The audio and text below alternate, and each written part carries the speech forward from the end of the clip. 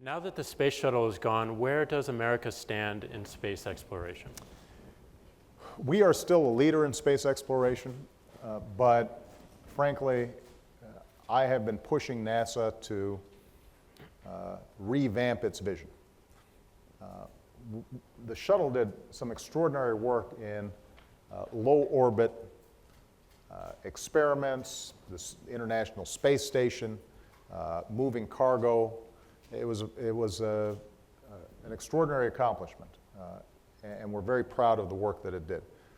But now what we need is that next technological breakthrough. We're still using the same models for space travel that we used with the Apollo program 30, 40 years ago.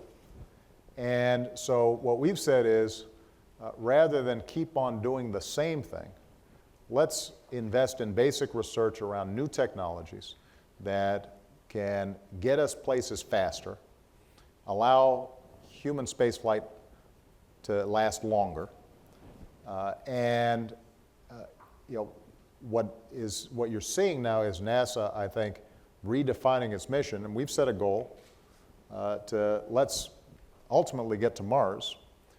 A good pit stop is an asteroid. We haven't identified the actual asteroid yet, in case people are wondering. But the point is, let's start stretching the boundaries so we're not doing the same thing over and over again.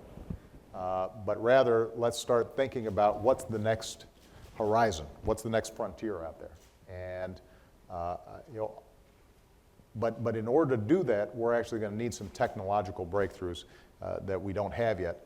And what we can do is, for some of this low orbit stuff, some of the more routine space travel, obviously no space travel is routine, but it could become more routine over time. Let's allow the private sector to get in so that they can, for example, send these low Earth orbit vehicles into space, and we may be able to achieve a point in time where those of you who are just dying to go into space, you can buy a ticket, and a private carrier can potentially take you up there while the government focuses on the big breakthroughs that require much larger investments and involve much greater risk.